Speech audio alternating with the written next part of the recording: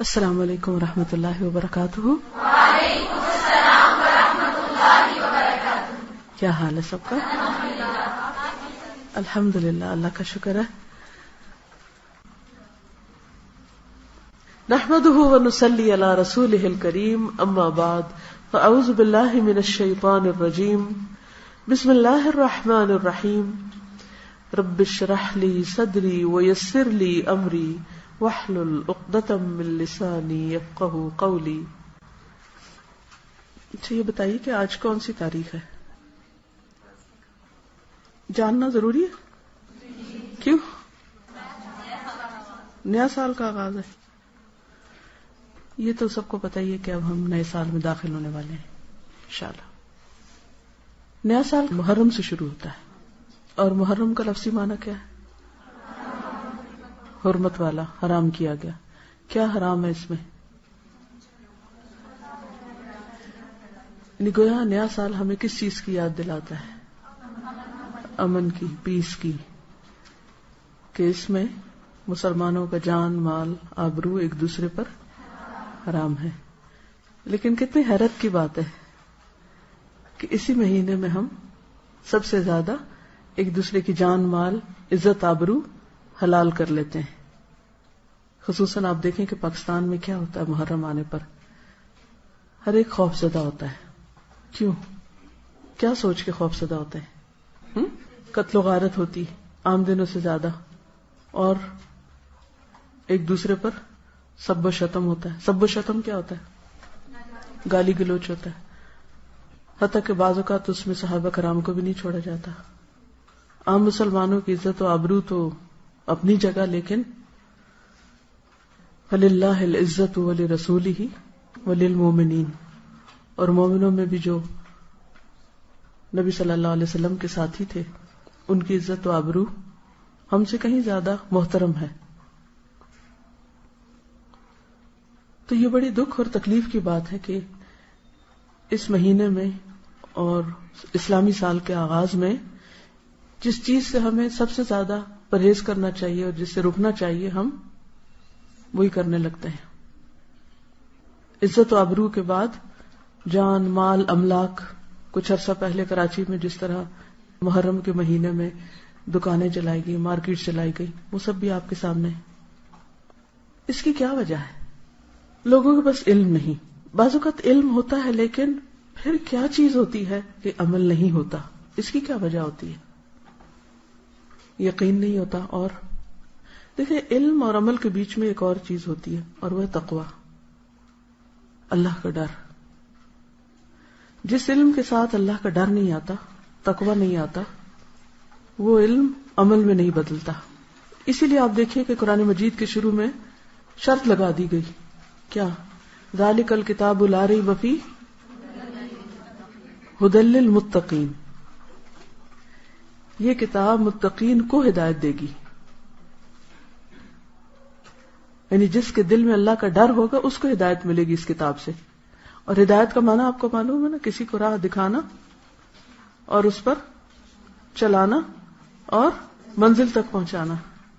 کتاب کھولنے سے راہ تو نظر آتی ہے، لیکن اس پہ چلنا اور پھر منزل تک پہنچنا، یہ صرف اس وقت ہوتا ہے جب انسان کے اندر کیا آتا ہے؟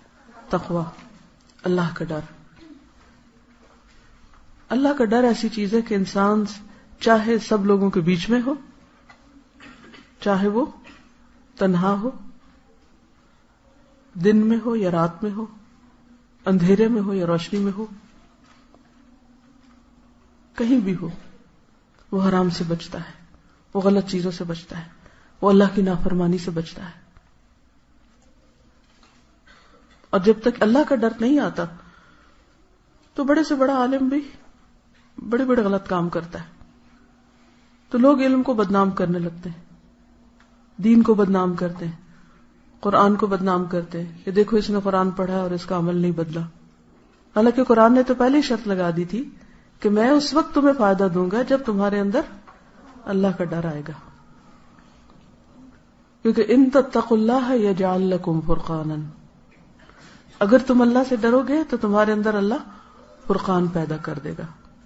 یعنی فرق کرنا، تمیز کرنا سکھا دے گا، صحیح کیا غلط کیا ہے، کہ کہاں کیا کرنا چاہیے.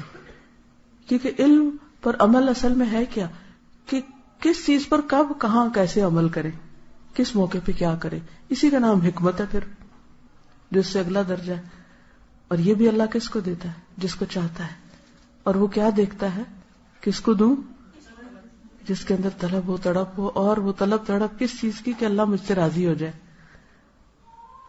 کہ مجھے اللہ وہ سکھا دے کہ جس سے میں وہ کام کروں کہ جس سے میرا رب مجھ سے راضی ہو جائے. اور جب یہ تڑپ آتی ہے تو پھر اللہ اس بندے کی قدردانی کرتا ہے. آپ ایک قدم اس کی طرف چلتے ہیں، وہ 10 قدم آپ کی طرف آتا ہے. وہ آپ کے لیے آسانیاں کر دیتا ہے. انسان کو انسان کے نفس کے شر، اس کے فتنوں اور شیطان اور لوگوں کے شر اور بہت سی خرابیوں سے انسان کو محفوظ کر دیتا ہے. اور یہ اس کی بہت بڑی نعمت ہوتی.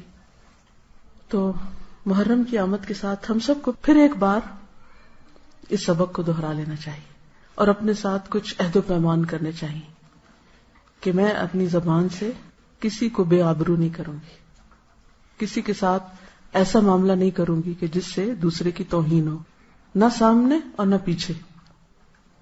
بہت سے لوگ سامنے تو مسکین بن جاتے، کچھ نہیں کہتے، لیکن جب دوسرا سامنے نہیں ہوتا پھر کیا کرتے ہیں؟ غیبت کر کے بیک بائٹنگ کرتے ہیں، کمر نوچتے ہیں، مردہ بھائی کا گوشت کھاتے ہیں. اور کچھ بڑے بہادر بنتے ہیں اور کہتے ہیں ہمیں کسی کا ڈر نہیں، ہم تو منہ پہ بھی کہہ سکتے ہیں. وہ اس سے بھی زیادہ بدتمیز ہوتے ہیں کہ جو اپنے آپ کو بڑا کانفیڈنٹ اور بولڈ سمجھتے ہوئے لوگوں کے منہ پر ان کو ذلیل کرتے ہیں. قرآن مجید میں آتا ہے وَيْلٌ لِكُلِّ ہُمَزَةٍ لُمَزَةٍ. یہ ہمزۃ اللمزہ کون ہوتا ہے؟ جو پیٹھ پیچھے بھی برائیاں کرنے کا خوگر ہوتا ہے اور منہ پہ بھی کرتا ہے، کہیں بھی باز نہیں آتا، اشاروں سے بھی کرتا ہے اور زبان سے بھی کرتا ہے. تو مومن اور منافق کا فرق یہی ہوتا ہے کہ مومن با اخلاق ہوتا ہے، منافق کے اندر کبھی اچھا اخلاق نہیں آ سکتا، وہ بد اخلاق ہوتا ہے. تو ایمان کا تقاضا یہی ہے کہ ہم اللہ سے ڈریں اور وہ کام کریں جو اللہ کو راضی کر دیں. محرم سے پہلے کیا ہوتا ہے؟ ذوالحج. ذوالحج کس بات کی یاد دہانی کراتا ہے؟ آخرت کی اور قربانی کی. کس کی قربانی؟ ابراہیم علیہ السلام اور اسماعیل علیہ السلام کی قربانیوں کی یاد، ان کی اطاعت، فرما برداری اور اخلاص. اسی کی وجہ سے اللہ نے ان کو وہ گھر بنانے کی توفیق دی اور پھر لوگوں کو اس کی طرف مائل کیا اور لوگوں کے لیے خیر و بھلائی کا ذریعہ بنا دیا اس کو. قربانیوں کا یہ سلسلہ چلتا رہا. پھر یہ قربانیاں اور کس نے دی؟ مختلف انبیاء کے علاوہ خاص طور پر نبی صلی اللہ علیہ وسلم نے. نبی صلی اللہ علیہ وسلم نے کون کون سی قربانیاں کی تھی؟ گھر کی کیا کی تھی؟ ہجرت کب ہوئی تھی؟ نبوت کے 13ویں سال. مہینہ کون سا تھا؟ اچھا یہ بتائیں کہ اسلامی کیلنڈر کا آغاز محرم سے کیوں ہوتا ہے؟ اس کی خاص وجہ کیا تھی؟ کیونکہ ہجرت ہوئی تھی. ہجرت سے ہی تو آغاز ہوا تھا اسلامی کیلنڈر کا. لیکن آپ نے دیکھا کہ شیطان نے ہمارا دھیان کس طرف کروا دیا. محرم کا لفظ آتے ہی ہمارا سارا خیال، سوچ اور پورے کا پورا ایک ماحول کس رنگ میں بدل جاتا ہے. کسی کو ہجرت یاد آتی ہے؟ نہیں آتی نا. محرم کے ساتھ ہجرت کا کوئی کانسیپٹ ہی نہیں رہا. محرم کے ساتھ عزت آبرو کی حفاظت اور عزت آبرو کے خیال رکھنے کی بات ہی نہیں، سوچ ہی نہیں. کیسے شیطان نے بھلوایا ہم کو سب کچھ. اسلام کی اصل روح اور اس کا ایسنس وہ ختم ہو کے رہ گیا اور ہم کچھ اور ہی کرنے چل پڑے جس کا ذکر نہ قرآن میں نہ سنت میں. اور ہم سب اس پہ راضی اور ہم دیکھتے ہیں اپنی آنکھوں سے اور سنتے ہیں اور کوئی بھی نہیں سوچتا کہ ہم سب کیا کر رہے ہیں. بحیثیت قوم کیا کر رہے ہیں، بحیثیت فرد کیا کر رہے ہیں، بحیثیت خاندان کے کیا کر رہے ہیں. تو سوچنا چاہیے نا. اللہ نے ہم کو عقل دی ہے نا، مسلمان بنایا، عقل دی، شعور دیا. انسان اور جانور میں سب سے بڑا فرق یہ ہے کہ انسان عقل استعمال کرتا ہے، باشعور ہوتا ہے. لہذا محرم جہاں حرمت کا سبق دیتا ہے وہاں ہجرت کا سبق دیتا ہے، ہجرت کی یاد دلاتا ہے. نبی صلی اللہ علیہ وسلم نے ہجرت کیوں کی تھی؟ دین کی خاطر، اپنا گھر، جان، مال، ہر چیز کی قربانی کی تھی. ہجرت قربانی ہے نا. ذوالحج میں بھی قربانی اور محرم بھی قربانی. لیکن ہم سب بڑے مقاصد اور بڑے مقام پانے کے لیے کتنی قربانیاں کرتے ہیں؟ کس کس چیز کی؟ ہم حضرت ابراہیم کی قربانیاں پڑھتے ہیں، ہم حضرت اسماعیل کی قربانی پڑھتے ہیں، ہم حضور صلی اللہ علیہ وسلم کی قربانیاں پڑھتے ہیں. ذرا ایک لسٹ اپنی قربانی کو بھی بنائیے. آپ نے کیا کیا قربان کیا؟ کس کس چیز کو قربان کیا؟ ہجرت صرف کسی جگہ کے چھوڑ دینے کا نام نہیں. ہو سکتا ہے آپ میں سے جو ہاسٹلائٹس ہوں وہ کیا کہیں کہ ہم نے بھی تو قربانی کی ہوئی ہے کہ گھر کا آرام چھوڑ کے ہاسٹل کے آرام میں رہتے ہیں. باقی لوگ یہ کہہ سکتے ہیں کہ ہم ہر روز گھروں سے نکلتے ہیں، گاڑیوں کے دھکے کھاتے ہیں، اتنا سفر کرتے ہیں، یہاں پہنچتے ہیں، اور ہاسٹل والوں کے کیا مزے، اوپر سے نیچے آ جاتے ہیں. ہم زیادہ بڑی قربانی کر رہے ہیں. یہ تو ایک دفعہ گھر سے ہم روز آتے ہیں. تو ہجرت صرف ایک جگہ سے دوسری جگہ جانے کا نام نہیں، اور صرف تھوڑا سا وقت یا مال یا جان قربان کرنے کا نام نہیں، بلکہ ہجرت ہر اس چیز کو چھوڑنے کا نام ہے جو اللہ اور بندے کے درمیان دوری پیدا کرے. ٹھیک ہے نا؟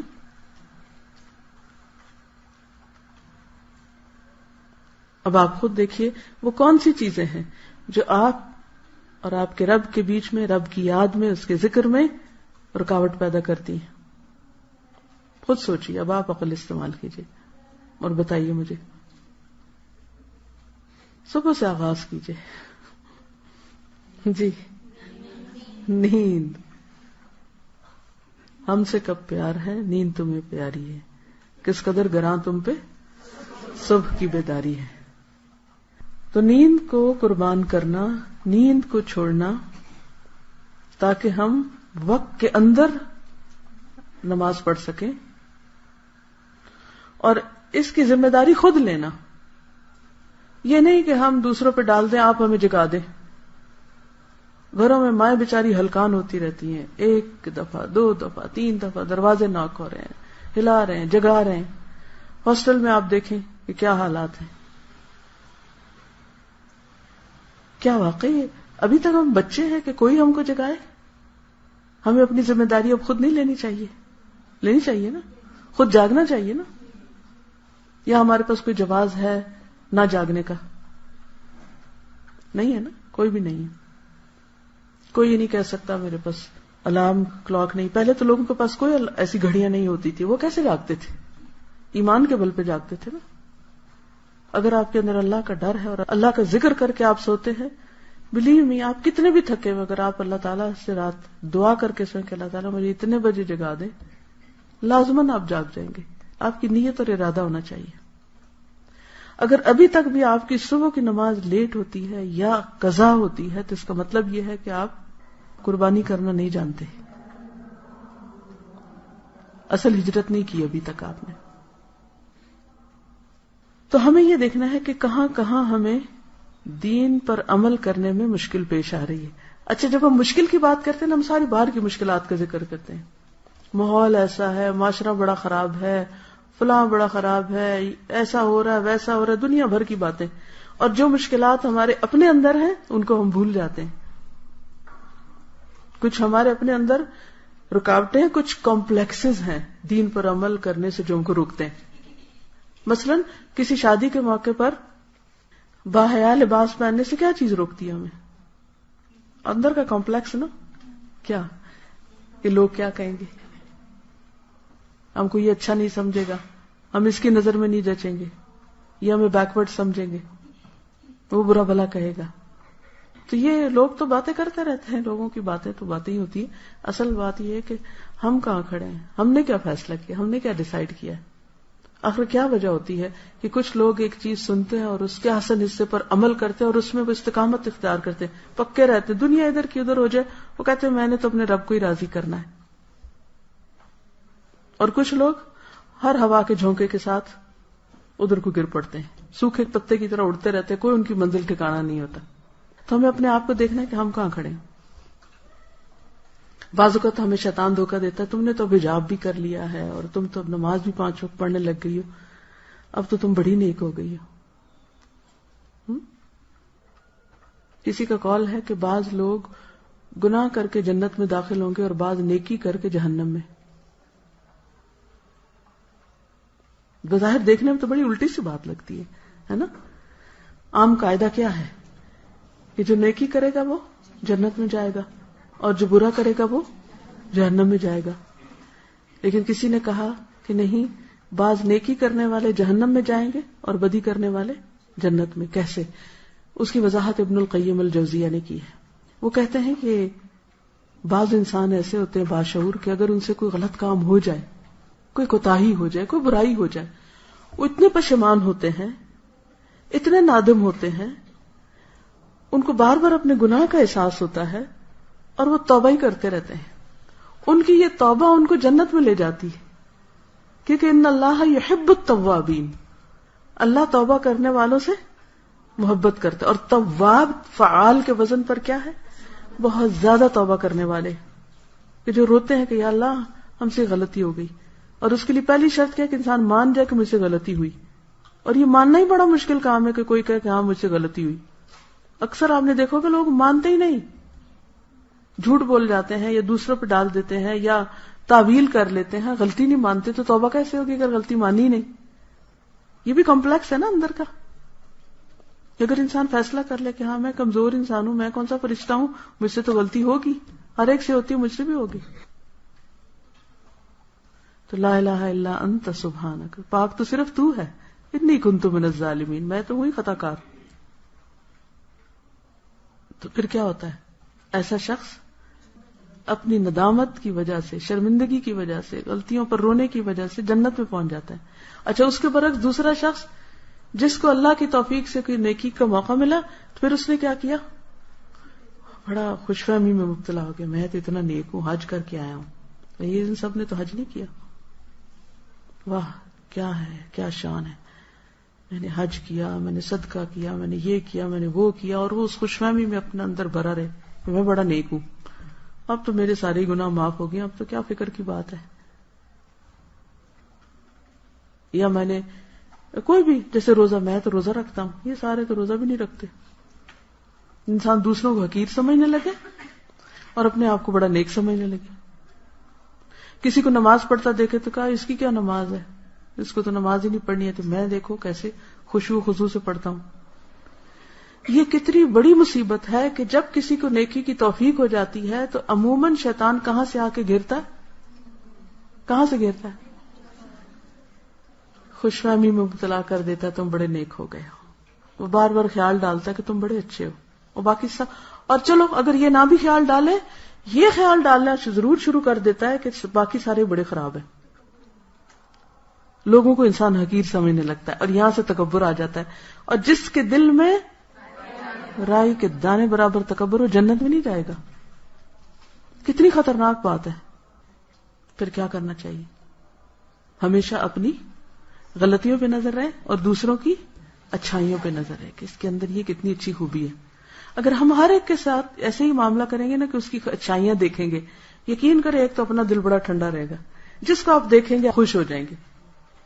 میں یہ ایک پریکٹس اکثر کرتی ہوں کہ جب کوئی بندہ مجھے نظر آتا ہے، میں اس کی کوئی اچھائی یاد کرتی ہوں، تو اس کو دیکھتے ہی، اس کا نام سنتے ہی، اس کا خیال آتے ہی میرا دل خوش ہو جاتا ہے. یہ شخص بہت اچھا ہے، یہ بھی اچھا ہے، یہ بھی اچھا ہے، یہ بھی اچھا ہے. اچھا، اس سے کیا ہوتا ہے کہ میں خوش رہتی ہوں. لیکن جب شیطان یہ خیال ڈالنے لگتا ہے نا بدگمانی، یہ اس نے یہ خرابی کی ہوئی ہے اور اس نے وہ غلطی کی ہوئی ہے اور اس نے یہ کیا ہوا ہے، تو ان کو تو غریبوں کو پتہ ہی نہیں ہوگا. تو اپنے اندر ایک کیا ہوتا ہے، جلن کڑن پریشانی لگی رہتی ہے اور انسان کبھی بھی خوش مزاج نہیں ہو سکتا. یاد رکھیے کہ جب ہم دوسروں کی اچھائیوں پہ نظر رکھتے ہیں تو پھر اس وقت ہمیں کیا ہوتا ہے، اپنی غلطیاں بہت نظر آتی ہیں اور جب اپنی غلطیاں نظر آتی ہیں تو پھر پشیمانی اور ندامت ہوتی ہے. جب پشیمانی ندامت ہوتی ہے تو استغفار کثرت سے ہوتی، خود ہی ہونے لگتی. وہ جو نبی صلی اللہ علیہ وسلم دن میں 70 سے 100 بار کرتے تھے نا، تو وہ اسی وجہ سے کر پاتے تھے. بعض اوقات ہم ایک عمل عرصے تک کرتے رہتے ہیں اور پھر بھول جاتے ہیں. تو اسی لیے جو کامیابی کی 4 خصوصیات بتائی گئی نا، ان میں وتواصوا بالحق وتواصوا بالصبر. ہم سب بھولنے والے، ہم سب کو یاد دہانی چاہیے تھی. کوئی عالم ہو، جاہل ہو، بڑا ہو، چھوٹا ہو، مرد ہو، عورت ہو، جوان ہو، بوڑھا ہو، سب کو یاد دہانی چاہیے. ہر ایک کو چاہیے، مجھے چاہیے، آپ کو چاہیے. تو اس لیے بہت ضروری ہے کہ ہم علم کی مجلسوں کے ساتھ ہر قیمت پہ جڑے رہیں، یا سیکھنے والے بن جائیں یا سکھانے والے بن جائیں. یہ نہیں کہ یہ سال آپ نے قرآن کے ساتھ گزارا ہے اور اس کے بعد آپ سب کچھ بند کر کے سب بھلا دیں، یہ نہ ہو. تو ہم سب کو محرم میں کیا کرنا ہے؟ ہجرت کرنی ہے. ٹھیک ہے؟ کس چیز سے؟ نفس کی پرستش سے نکل کر اللہ کی اطاعت کی طرف ہجرت، جھوٹ سے سچ کی طرف، تکبر سے عاجزی کی طرف، شکوے سے شکر کی طرف، سستی سے چستی کی طرف، مایوسی سے امید کی طرف، غیبت سے نصیحت کی طرف. کسی کے اندر خامی دیکھے تو اس کو نصیحت کر دیں، اس کو بتا دے کہ ایسا نہ کیا کرو. گناہوں سے نیکیوں کی طرف، خیانت سے، ناراضگیوں سے درگزر کی طرف، بے صبری سے، لوگوں کے ڈر سے اللہ کے ڈر کی طرف. تو ہم اپنے اس سال کے گول اور ٹارگٹ مقرر کر لیتے ہیں کہ میں کیا کروں گی؟ اپنے وقت کا صحیح استعمال کروں گی. بچوں کو بٹھا کر صحابہ کرام کی اچھی باتیں اور اچھی چیزیں، سب سے پہلے تو یہ سبق سکھائیں کہ محرم کا مطلب کیا ہے، اور پھر ہمیں کس طرح دوسروں کی عزت احترام کرنا چاہیے، اور اللہ، رسول اور مومنین کی عزت کیا ہے، اور جن سے اللہ راضی ہو گیا ان کے بارے میں ہمیں کیا کرنا چاہیے. اب دیکھیے، یہ جو حرمت ہوتی ہے نا کسی کی عزت، یہ ایسی چیز ہے کہ اگر ایک کی ٹوٹے نا تو لڑی ٹوٹ جاتی ہے، اب سب کی ٹوٹنے لگتی ہے. اگر صحابہ کرام کی عزت نہ کی ہم نے، کسی اور کی کوئی کرے گا، ماں باپ کی کوئی کرے گا، بہن بھائیوں کی کرے گا، استادوں کی کرے گا، بزرگوں کی کرے گا، بوڑھوں کی، کسی کی بھی پھر نہیں رہتی. ٹھیک ہے نا؟ تو اللہ تعالیٰ نے اسی لیے سارے مومنوں کی عزت، جان مال ایک دوسرے پہ حرام کر دی کہ تمہارے پاس حق نہیں کہ کسی کے ساتھ ایسا سلوک کرو. اچھی باتیں سیکھوں گی اور دوسروں کو سکھاؤں گی. اپنے مقصد کی طرف کیا کروں گی؟ متوجہ رہوں گی. تو انشاءاللہ اللہ سبحانہ وتعالی ہماری مدد کرے گا اگر ہم نے اللہ کے دین کی مدد کی. ان تنصروا اللہ ینصرکم ویثبت اقدامکم. اگر اللہ کو ہماری یہ ہجرت پسند آ گئی تو کیا ہوگا؟ رحمتوں کے دروازے کھل جائیں گے اور نیکیوں کی طرف اور رستے آسان ہو جائیں گے انشاءاللہ. اب کوئی سوال ہے آپ کو تو کر لیں. ٹھیک ہے، اوکے، اجازت. السلام علیکم ورحمۃ اللہ وبرکاتہ.